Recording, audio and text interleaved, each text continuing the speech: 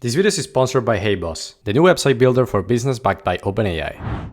The idea of ergodicity is never cross a river if it's 4 feet deep on average, okay?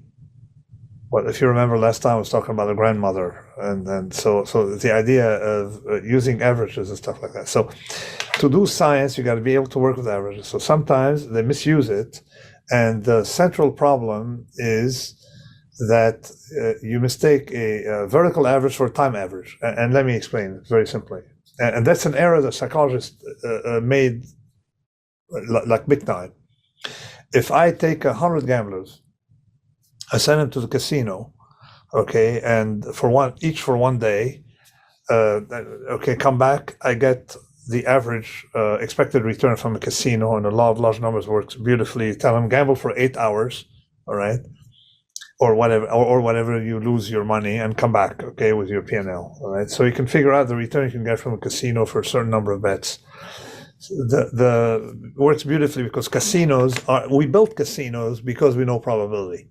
That's another one where science would be, but the rest of the world doesn't work that way. Now, if I send one single trader, okay, one single person to the casino for 100 days, okay, have complete different picture, even if there's a positive expected return. So to give you the example I give in Skin in the Game is if on day 28, let's say that I have 100 indexed by 1 to 100, and number 28 goes bankrupt. Number 29 is not affected. You're taking the arithmetic average. So you add a zero doesn't impact on arithmetic average much by 1 over n. Whereas if I take a sequence of traders going to the casino, and if I on day 28, sequence of single person going to the casino dies, then it doesn't get it, all right? So then you can't, because you're taking the different, it's a complete different process, different mathematics. And for the arithmetic average to match the continuous compounded thing, you must bet in log size. Okay, so let me give, for those who are not into trading, a very simple example, all right? People come to America and talk about inequality. And then they write paper on inequality to do things. And there's a French guy who wrote a big book on inequality. He doesn't seem to know much of anything, all right? His name is Piketty, okay, talking about inequality. You don't realize that to do inequality right, you got to take every person throughout her or his life, rather than take a static inequality. When people say inequality is increasing, there was an article in the New York Times saying inequality is increasing. All right, so they said, look, in 1980 it was this way, 2000, they're not the same people at the top. So what happened is that people don't know that the more ergodic measure is to say how many Americans will spend at least a year in the top 1%, and so effectively 15% of Americans, or 12%. How many Americans will spend at least a year in the top 10%, 60% of Americans. Compare that to Europe that has a flatter structure, okay, it's very different. So it's like taking a Markov chain and make sure that there are no absorbent barrier, no absorbent probabilities, no unit 1 or 0 probabilities in a Markov chain. So that's the problem with not looking at dynamics for inequality. It's exactly the same problem as risk management. You see, so for example, when people say, "Oh, it's a fair bet," and people are stupid, it's a good bet, 55-45, like in Richard Thaler's. I had a Twitter fight with him and started by, it's irrational to not take that bet. Well, the problem is you got to look at, if you keep taking that bet all your life, unless you follow a specific policy of Kelly criterion, for example, which has logs incidentally, you're going to go bankrupt, even if you have fair odds, because you cannot survive. You're not taking arithmetic vertical average. You're taking, so you got to take a strategy that compounds a return. This is one example of things that in economics that practitioners know. And to tell you that Richard Thaler, among his accomplishments, I think his central one has been that he found a disease called mental accounting that says the following: if you go to a casino and increase your betting with money won from the casino, it's called house's money, All right, you're not irrational because it's the same dollars. Okay, you're committing the fault of mental accounting. Whereas, in fact, the only way to survive is if you treat that money you got from the casino as different money. So you're more aggressive with the house's money than you are with your initial endowment, for example. So there are a lot of mistakes made in psychology, particularly when psychology meets economics, the things blow up. So when you take that's in Skin in the Game, I explained it at length in what I call the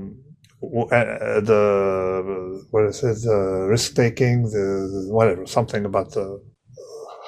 I thought it was a nice. It might be useful for people. The sort of physicalized version of what you're saying has to do with time averages versus ensemble averages. There you go. There you go.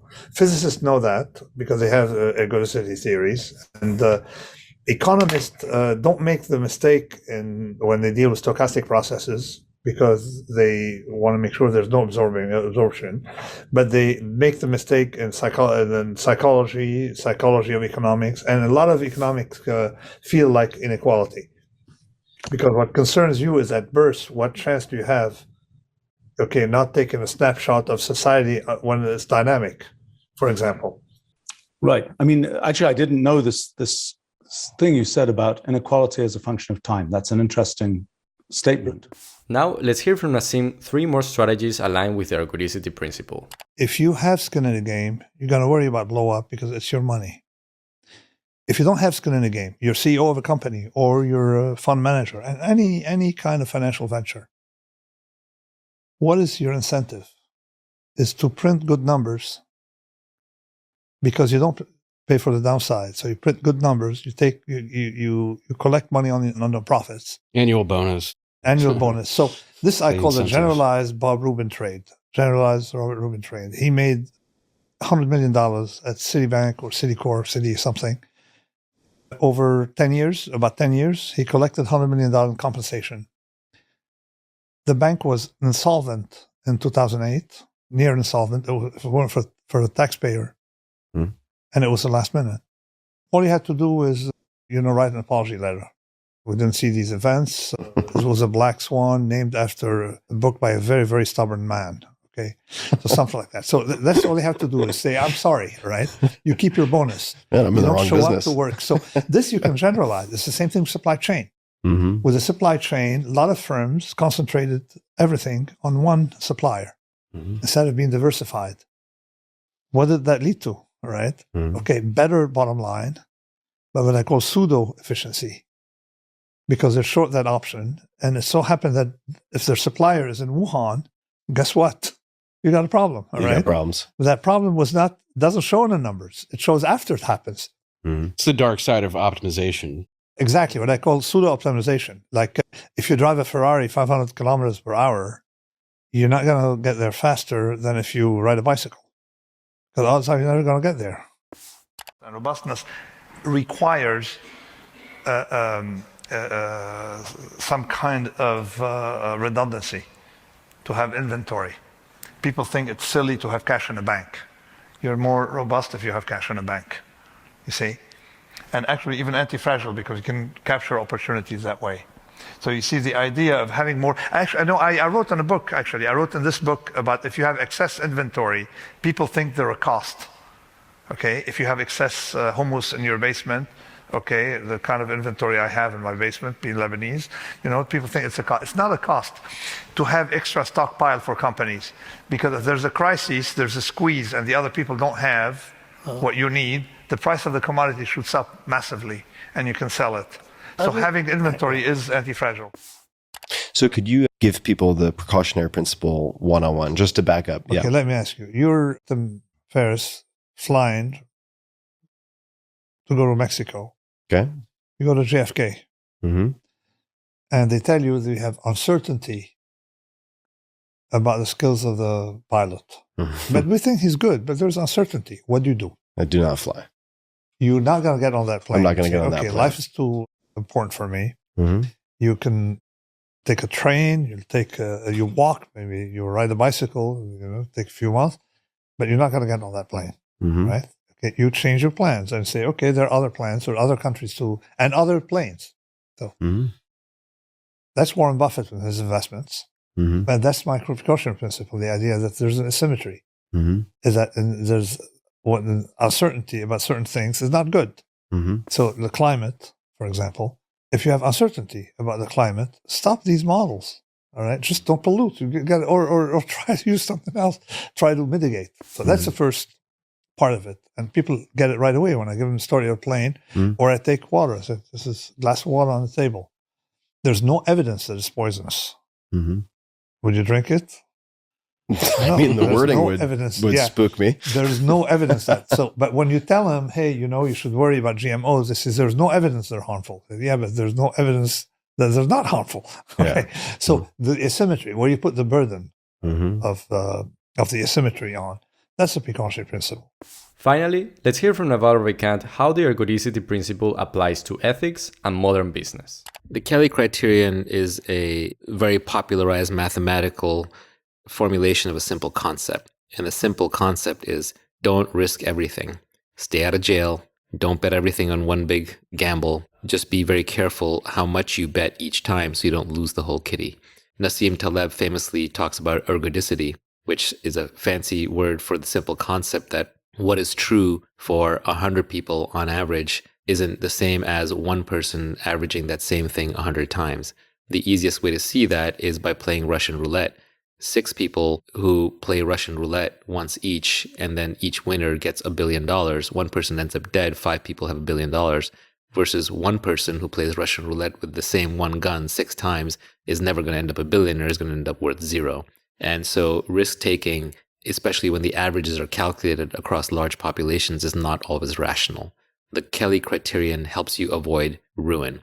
The number one way in which people get ruined in modern business is not by betting too much, but it's by cutting corners and doing unethical things or downright illegal things. Ending up in an orange jumpsuit in prison or having your reputation ruined is the same as getting wiped to 0. So never do those things. Lose money for the firm and I will be understanding. Lose a shred of reputation for the firm and I will be ruthless. I welcome your questions. Thanks for watching. And before you leave, I want to share with you my latest open source project. It all started when Jim O'Shaughnessy said that all the knowledge to become a successful entrepreneur is now on the internet and it's free. And since I've been researching and learning from world-class entrepreneurs for the past 5 years, I had this idea of curating in a single place the top 1% of free digital resources that have probably constituted 95% of my understanding of entrepreneurship and business. But there was a problem. A, I'm not a developer. B, site builders like Wix or Squarespace are too basic to handle it. And C, web agencies would probably charge me thousands of dollars and take a couple of months to complete it. So the project stayed as just an idea. But now 8 months later, everything has changed. I found out about this new AI startup HeyBoss, backed by OpenAI and also the sponsor of today's video. HeyBoss recently launched Boss Mode, giving every entrepreneur a full-service AI team to build a revenue-ready website, fully customized to their business. So for my project, I first explained my idea to Astra, the world's first AI CEO. And then we chat about strategic decisions. Astra was really curious and she wanted to know things like what made my brand unique and which was the target audience, so that the website's design and content can then reflect these choices. This took me about 8 minutes. Then the AI CEO explained the project requirements to the AI employees and they started chatting on autopilot while building the site. After 10 minutes, the site was business ready. But I still needed to add my list of resources for each category. So I shared with the AI team and they added it to the respective categories. After that, I told the AI I wanted to change the description and colors of each category. And finally, I made some quick edits myself to refine the site. You can check out this project at founderresume.com. A good business always thrives with a good website. After all, your website is the face of your brand. If you want to build your own, use my link below and enter the invite code NUGGETS to get exclusive access to Boss Mode.